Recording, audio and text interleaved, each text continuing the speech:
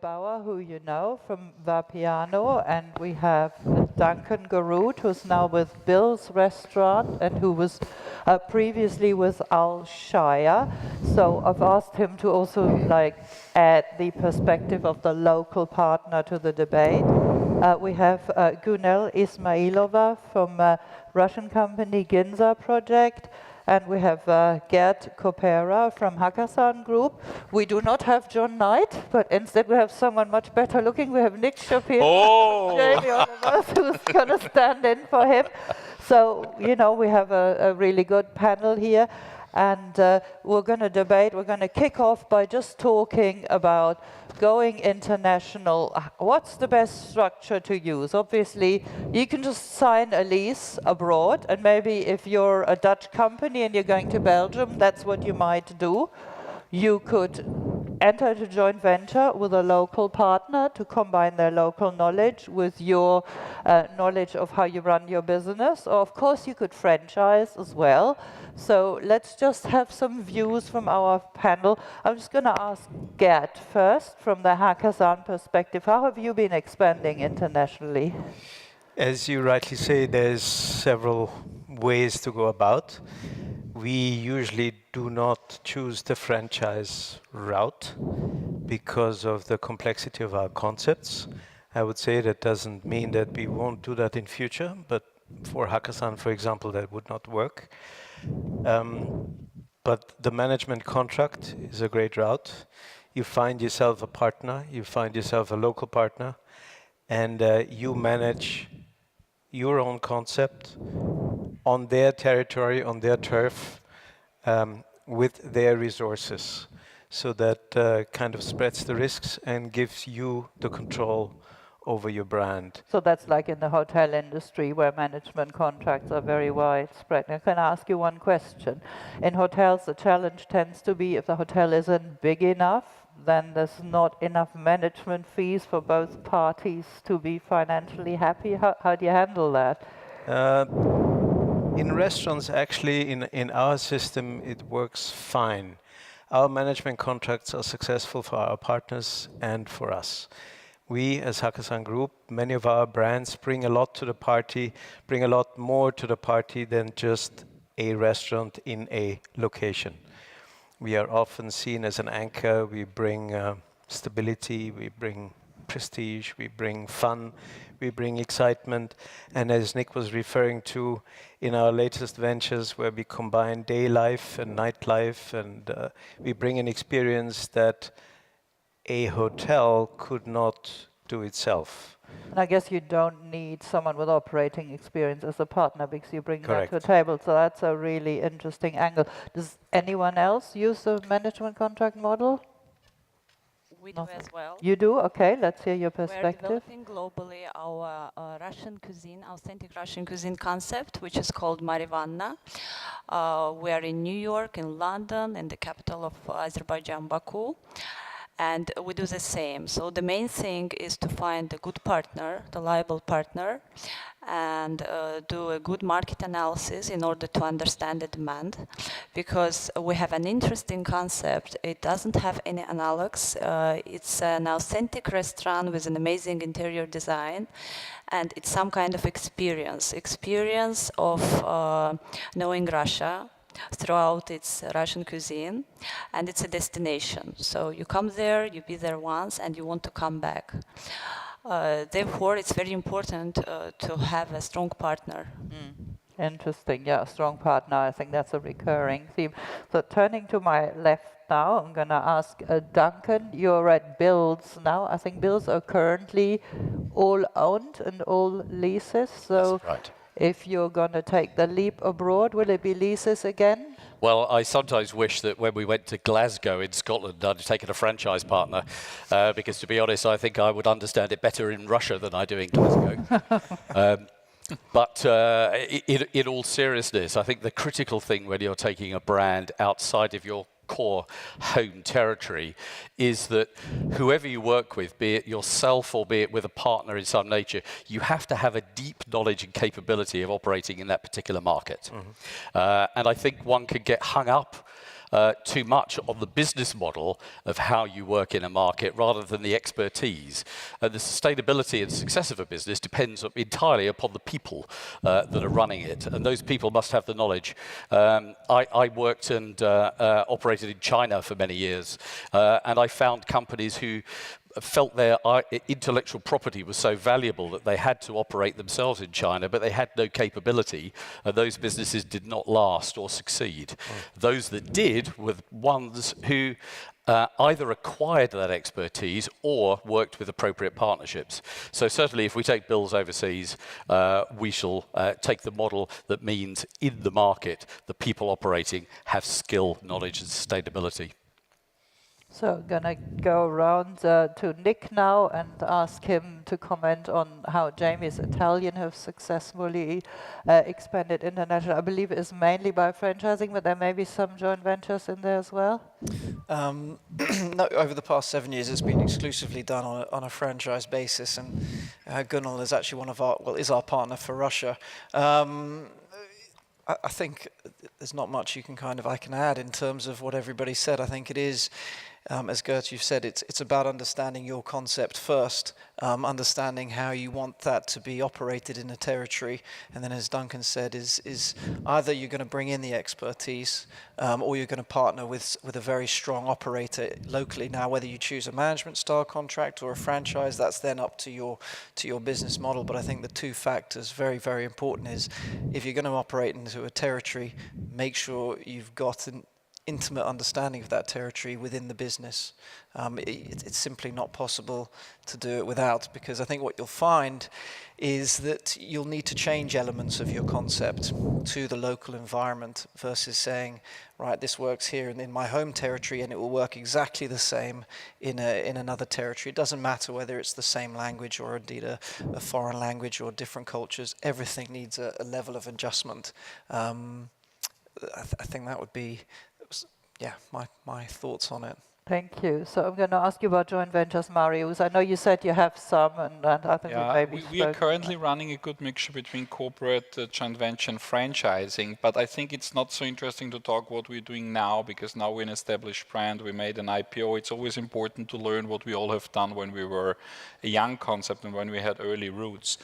And I truly believe that the best thing what can happen to your brand is the right franchise partner early days, because we learned so much from our partnerships and they challenged us so much, because it's entrepreneurs who fall in love with the brand and who want to take it abroad. So the best thing what can happen to you is the right partner. Obviously, choosing the wrong partner is hell. And if you do that too early, you might collapse together with them. But and we did a whole workshop yesterday about the traps of franchising. I think a great partnership also takes time to develop, and all the good brands, and all of them have been nominated today, take a long time of the dating, really making sure that you have the same values, that you believe in the same USP of the brand before you bring it into the market. Because as Nick said, you will need to adopt. And nobody knows when you adopt if you need to adopt right or left. But if you believe in the same set of rules, most likely together with a partner, you choose the right way of adoption. And we have here great brands on stage and great brands nominated who have done it right. And that's why you find them in 20, 30 markets around the world. So that's a great lead into my second question, which is about a local partner. So if you're doing a management contract, you're doing joint venture, franchise, there'll be a local company that will be your partner in this business. And we've heard how important it is to find that correct local partner. So share with the audience some tips how you go about that. I know some people say anyone who writes in and wants a franchise, we meet with them. That's maybe a bit hit and miss. What do you do, Gert? No, it definitely is not the big check that comes and that solidifies the partnership. It is on one part chemistry, because you work with that company for a long time, for the future. It is very important to see what the partner brings to your business, what the partner means to the local market as such. If the partner is already an operator in that particular field, which is sometimes beneficial, sometimes not necessary. We have major industrial partners, we have smaller partners. In India, for example, we have a partner that didn't have any relation to our business, was in the fashion business or still is, and has developed to be an outstanding, excellent partner. Then in Los Cabos, as Nick was saying, we opened with Grupo Vedanta. That's a major real estate developer in Mexico. So what the partner needs to bring is the local knowledge, the local base, support to your business, preferably a network that can distribute or where you can use the channels for your own distribution. And the chemistry needs to be right. That I would say is the importance on a partner. Yeah, so access to real estate are often here as well. You can find the best partner and they're great operators, but they cannot get those locations that Correct. you want. Is that important to you, Gunel, the access to real estate? It is very important. The local support that we get from a partner is the most important part. Because we, from our side, of course, we do support our partner in everything else, in operating tools and everything that is managed by us, and try to be helpful in all these issues. So what we want from our partner is support us in all these local issues, because it's very specific, especially when you go to new markets. This is very important. So I'm going to ask you to talk to us from the perspective of the local partner, looking back to your days at Al Shaya, because I'm sure Al Shaya don't just sign anybody either. They probably have some ideas of what type of brands they want to be a franchisee of. How do you pick those? Well, no, you're right, Babette. I remember when I first started working at Al Shaya, basically it had Starbucks as the major franchise business and not much on the restaurant side. And after we'd managed to acquire and work very hard to acquire brands like Shake Shack and P.F. Chang's, you suddenly saw the dynamic changing from sending your people out to try and coax these brands to come and join you, in that brands then came to select you as their partner. So the dynamic changed over completely. And I would say today, the business development job in businesses like Al Shaya is more about sifting the brands that you want to have rather than going and finding them out. I think to Gert's point about trust, this element is absolutely critical, and I think it's certainly chemistry, and I think it's track record as well. And frankly, one of the great opportunities I think that is in our industry that isn't in many others is that as an industry we share things together. And we talk to each other about great franchise partners, both successful ones and frankly ones that are not successful that we should all avoid. So I would certainly say that fora like this, where you can have the opportunity to share stories of success but also concern, are one of the best ways in which to find out whether franchise partners are the right ones to work with. So let's look at it from the other angle. Nick, what do you do to pick a franchisee? Do you have certain criteria that they must match before you get on an airplane and go out there, or how do you go about it? Yeah, I think there is no secret way, and there's no sort of silver bullet to getting a right partner and to say, pick and choose. There's many different ways, and I think as Duncan's touched upon, they're sort of building a network and building a relationship with people in the industry or even in other industries who can recommend people or who have knowledge of good operators, be them, the guys from, say, Colliers, for example, who say, who's a great operator, who's running well, who's paying their leases on time.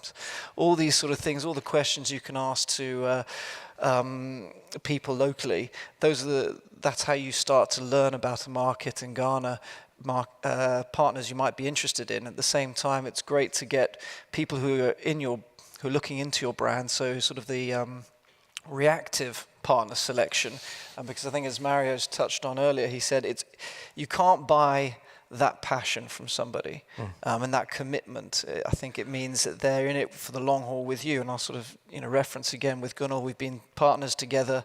How are we as people together? Because again, I think we'll all kind of reference, you can have the greatest concept in the world that in one market can deliver you a great ROI, and it's fantastic and people coming to it. Put it somewhere, and if someone just doesn't get the business or they've not got the right people on the ground, that restaurant will fail. in our instance, it very much depends on the general manager and the head chef. If they're amazing, the restaurant's probably going to work well. It really doesn't matter whether we've got Jamie's name above the door. Sure, he'll get people to come and people will be interested, but if those two aren't strong, it's going to fail because they'll deliver a poor experience. So I think certainly that people, that vibe, how do we get on, do we have the same values, that for me is the defining factor of finding a right partner. So you really can't invest enough time in that process of meeting, getting to know each other. I know you said yesterday, Mario, that you started out with insisting all franchisees were individual, that were going to personally be in the business. And is that still the requirement today? I think there's some exemptions around the world where you need to go with the bigger groups, and that's most of the markets where there's a restraint on real estate, like this market or Mexico. But I think in general, what we always said as a core belief, and that what Nick said in other word is, we choose partner who we would go on holiday with. And the reason for that is, you will have a crisis. You will have an economic crisis. You will have a failure in a location. There will be a crisis, no matter how good the partner is and how good the brand is. And if you already have a relationship what is like shaking, you probably collapse on the crisis. If you like and respect each other, and if you believe in the same values, then you mostly overcome that. And that's what I meant before with this dating period. We really let the partners meet out the partners. We enforce them to see 10, 20 Vapianos around the world. We visit their market, sometimes even twice, to understand how they manage the people and what access to location we have, because we talked before about local know-how, and it sounds so easy, local know-how, but I think it really only works if it's deep-rooted local know-how. It needs to have the access to the real estate. It needs to understand the competition, but also be brave to bring something new, because all concepts represent here something new. It's not the classical QSR, so it also needs to be a brave character. And we always truly believe that the right partner finds us and not we them. We do a lot of these forum panel discussions, and out of these always there is some thought what will be the level, but to go somewhere and looking active, we have never tried because we believe that doesn't work out. It needs to start, I always say, as a fan. He comes into a Jamie, into Wagamama, he loves the food, he says, oh, I need to bring that back home. And that's the right approach. Obviously then all the other things, what Nick said, money, legal, etc., they need to follow. But first of all, you need to fall in love. Yes, that's good advice. So there's a lot of things there that we've learned. I also see sometimes a minimum net worth is stipulated by some brands. That's not necessarily greed. That's to just warn people off. Unless you have that much cash, you're probably not going to succeed. And so that's probably very good advice here. Now the other thing we heard is the partner. I had a Korean chap once contact me. He said, "I give you $1 million." Up front. And of course you sort of say this, I said this to my boss at the time, he's like, well, take it. I think that's just the worst thing, development fees and all these sort of things that get talked around franchising. It's in the end of the day, if you're operating on a franchise basis, it's the royalty that matters. It's not the first big check that comes in that you can all sort of shake hands and have a big wow, that's great. It is about the longevity of the brand in that market, from both obviously a brand perspective, but for the economic model and your financial viability moving forward. So it's that sort of big shiny check that I certainly am very wary of when a partner starts, or potential partner starts, brandishing it around. Yeah, that's true, and we see that a lot. So I was just gonna, we've got about 20 minutes left, lead into the question of, now you found your partner, hopefully they know the local market, hopefully it's not their first restaurant that they're ever doing, and so you're setting out to find that location and operate. There can be some differences between how you operate in your home market and what food is eaten locally, what's appropriate or not appropriate. So the challenge can be, how much are you willing to change? Do you go, no, it's this or nothing, 100% you follow this scheme? Or do you allow, I've heard like the Body Shop, allow 20% local merchandise to be sold? How do you handle that? So I'm going to turn to Gert again, who's looking at me, nodding. In our case, it depends on our brand. In the case of Hakkasan, for example, we have in every one of our Hakkasans a section called Only At. That means only at Hakkasan New York, you would have 5 or 6 or 8 dishes that are only at Hakkasan in New York. And in Dubai, you have the same. In Abu Dhabi, you have the same. In Shanghai, you have the same. So there's a small only at section. The rest is standard, are Hakkasan dishes. The same on the cocktails, the same on the desserts. And in Dubai, some of them are really nice. In other brands, we are a bit more flexible. If I look at a brand like Herringbone is one of our new brands. It's coastal California lifestyle rather than cuisine. And it is coastal, it's California, it's easy living, it's fresh, it's local by definition, it's farm to table sort of. The pairing of wine and food is very important. So there, the parameters are that it's fresh, that it's local, that it's cool, that it's California, that it's easygoing, that it's healthy, rather than it is a sea bus.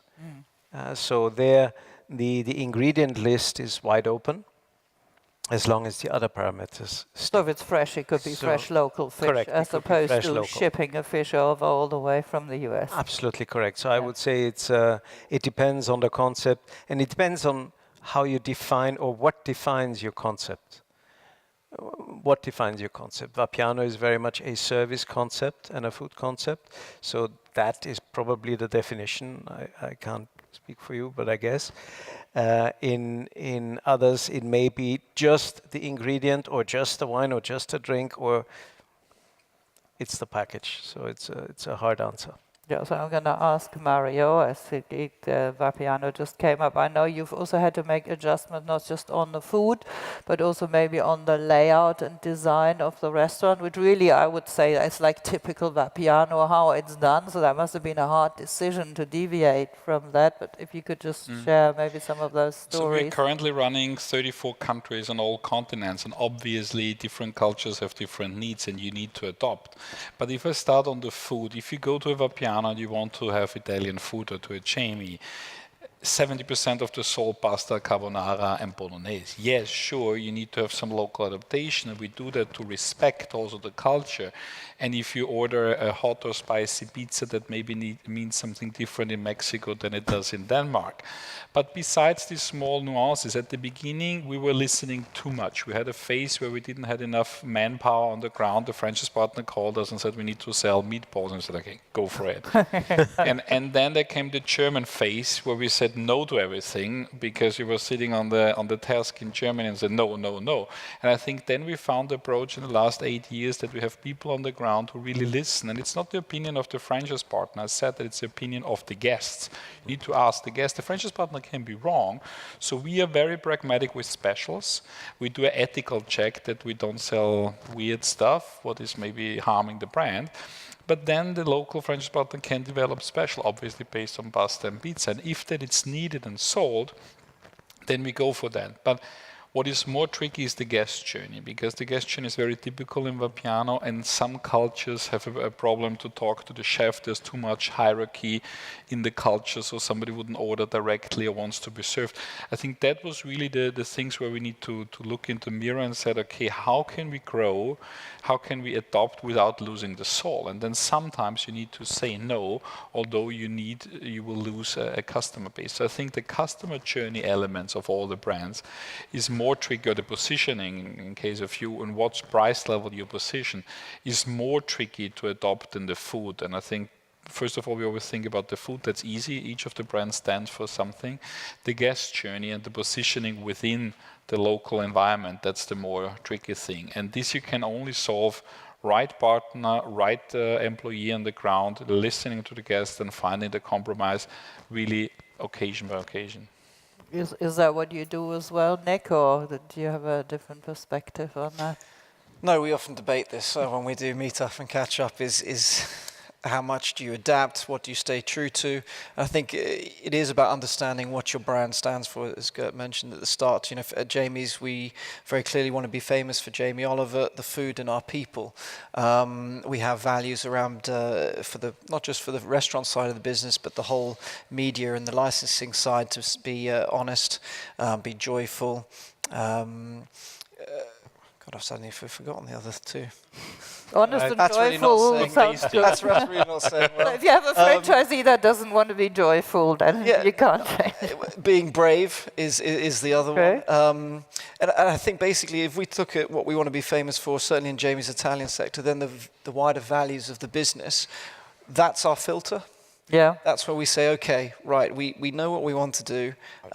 We have to be true to these. And what does that mean in those markets? I think as you're talking about herringbone there, a little bit for us at Jamie's is how do those values translate to the local environment? Always still within Jamie's Italian's sphere, within that Italian sector.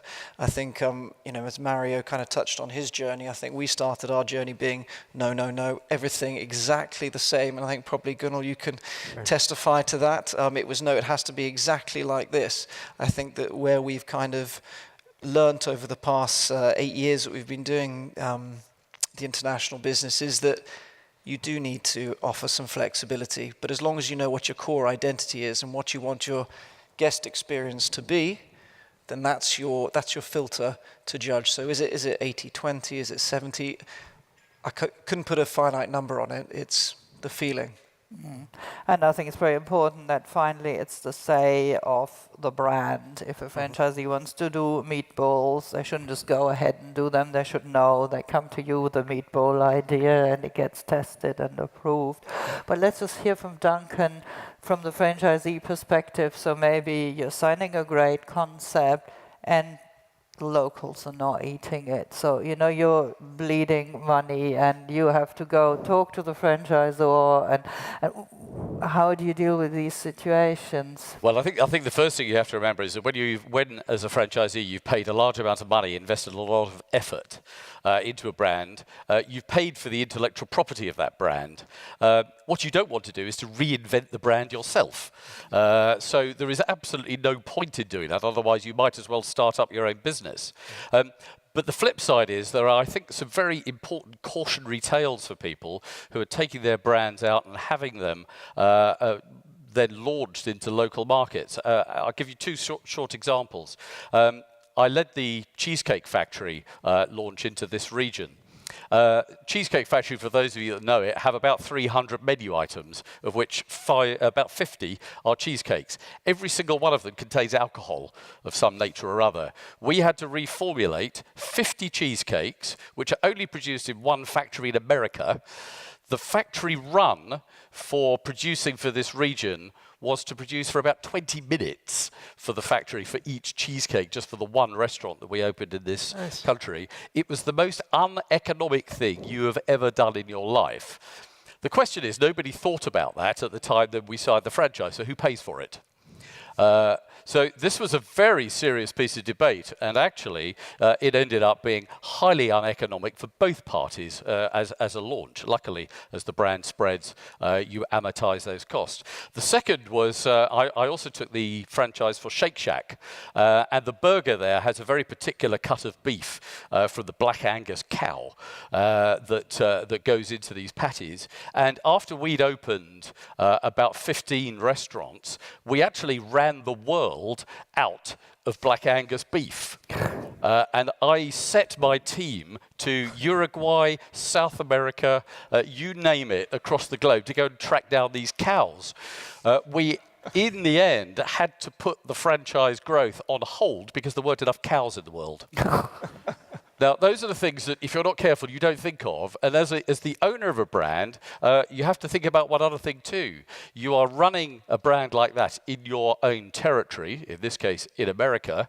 You also run out of cows.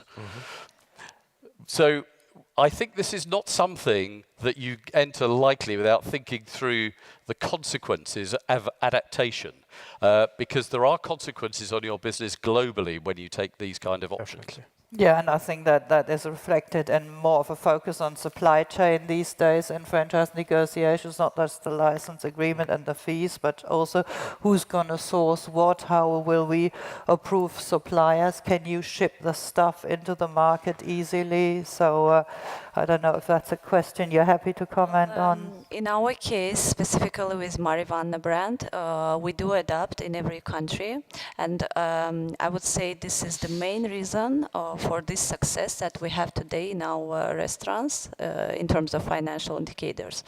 Because when you go to a new market, you have to analyze it, you have to know the demands of local mentality. For example, in New York on Mondays, we have key Monday events when you have this loud lounge music and people come and drink a lot. But in Baku, we don't have those Mondays because the local mentality is different. Whatever you do, you have to do it with the respect to local culture, which is very important. And we adapt the menus everywhere because there are some things that people are used to. So you have to be able to somehow give it to them as well. And also in terms of design, for example, the one in Moscow is very cozy, homely atmosphere. But again, in Baku, it's very chic detailed because people like these chic restaurants and details in decor. So the adaptation is very important. In order to do this, you need to first analyze market very well and then go ahead. Yeah, absolutely. So we were going to give the audience an opportunity to ask the panel some questions. I don't know if you have any questions. Yes, please. Thank you to the panel. Just a question for Duncan in particular. Given the demographics of the region and the complexities of supply chain for markets like Egypt, in future Iran, and other markets where the local employment matters, aren't the current demand expectations for growth of franchisors in respect and correlation to local supply chain a bit restrict, affecting both the unemployment, because this could be beef from the region, or I don't know, tomato from the region, or under licensing and contract manufacturing. And the second is carbon footprint. I don't know if you're shipping 50 cheesecakes from Alabama to here. What is the correlation in annual report between the carbon footprint, sustainability, and the bottom line? Well, I think you're absolutely right. I mean, one of the restrictions I think you have to accept when you're franchising is that there are markets that you simply cannot take your brand because you cannot source the right quality of local products, or equally the cost is prohibitive to do so. In some markets, it might be that the demographics of the consumer don't match your brand, but I would say, in my experience, supply chain probably tops the list of constraints that you find. And unfortunately, the bad news is there is no immediate solution to that. You simply don't take the brand to the places that you cannot make the supply. We certainly had a golden rule whilst I was at our shires that we would not compromise the quality of a brand and use substandard ingredients, which is the tempting thing to do at times. And if you take that philosophy, it means you simply can't go to some markets. With regard to carbon footprint, I think this is a very serious issue, actually, for particularly areas that are reliant on imported products. I remember conversations in launching of some brands where they didn't like locally sourced eggs. We're insisting that we flew eggs across from America in order to meet the quality requirements. So this is clearly insane. And you have to have a realism around not only responsibility, I think, for a global footprint, but also cost and practicality as well. And if those things are so critical to the overall success of a brand, then I'm afraid you just don't do them in the first place. So can I maybe just ask the panel, how many items would you require the franchisee to ship from abroad? Is it mainly locally sourced, or just some sauces and spices, or? So if I just give you an example from Starbucks, so Starbucks is coffee, yes, of course. And that's it. Yeah. So everything else can come locally, but coffee has to come from Starbucks. Hakkasan, it's a few ingredients, and for most of our other brands, it's nothing. Yeah. Any other? We are pretty much autark because every Vapiano is a production by itself, so it's raw material. The nice thing about Italian cuisine that it's mostly vegetables, flour, water, salt. Flour in some markets is difficult to get, so that's an item we sometimes ship, not all the time. Tomato pulpo is sometimes the cheeses. In some markets you can find great mozzarella, and others not. But we really try, and that's the fun part of the job, going into the market for the food tasting and sitting in front of all the different kinds of charcuterie and salami and trying out and testing. So we really try to source as much as possible locally and be pragmatic, as Duncan also said. So what you cannot get, you need to import without compromising, but it doesn't make sense to fly it around the world. We'll take one more question. Yes, please. Sorry, can I ask a question? And we'll be here. Good to hear everybody's response to this. When you obviously as an entrepreneur you start a brand, and then the obvious growth mechanism is franchising. But when you look at a market, how do you decide how many outlets is actually viable? Because smaller markets you could most probably only open one outlet or 2 or 3. And I mean, it's going to cost you more on flights to get there than you're going to get in royalties. So how do you make that decision? I could give you an example from Starbucks. You count the number of McDonald's, divide by 5. Doesn't work for Hakkasan. Now, I have a client that looks at population with an earning above X and then so many 100,000 per unit. That's an example I've seen. Other examples? What do you do at Jamie Oliver? Yeah, we haven't got a science to it, is the answer at this point. I mean, we've opened a restaurant in Reykjavik, which we probably, when we're looking at it, think we're only going to open one Jamie's Italian. I suppose what we have done over the past 24 months is look to leverage the brand a little bit more in terms of Jamie Oliver and developed some other concepts. So we have Jamie's Diner, Pizzeria, and deli concepts. So when I'm looking now at a territory, I can think, right, I can put a Jamie's Italian there, but I can also now leverage the others. Whereas previously, I could only have one Jamie's Italian. So in Reykjavik, when we were looking at it as a territory, thought, okay, if we ended up with just one restaurant there, and be it Jamie's Italian as there is currently, you know, the spend per head there just on buying one drink is probably the equivalent of a full meal out in somewhere like Indonesia or in Bangkok. So again, for us to service that market is really easy.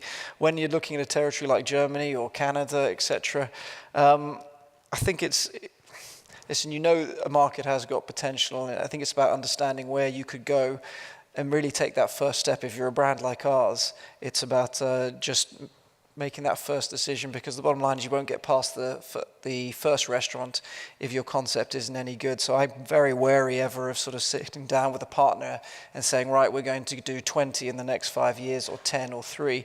I say, let's get a commitment, but a realistic commitment over the first 5 years. But let's nail that first restaurant, because inevitably, once they've done that first, they'll want to do the second, the third, and fourth. And you can get hung up, and people can get hung up on their expectations of achieving that original number they have in a development schedule, and invariably factors, both macro and on a micro level, will impact it. So for me, when I look at a territory, it's just thinking, can I get one restaurant to work there? And then after that, how can it go? And of course, I make sure it's not going to cost us money to be servicing it. I want to make you feel better. We spent hundreds of thousands of euro for the white space analysis, and I think we've been wrong in 30 of the 34 countries.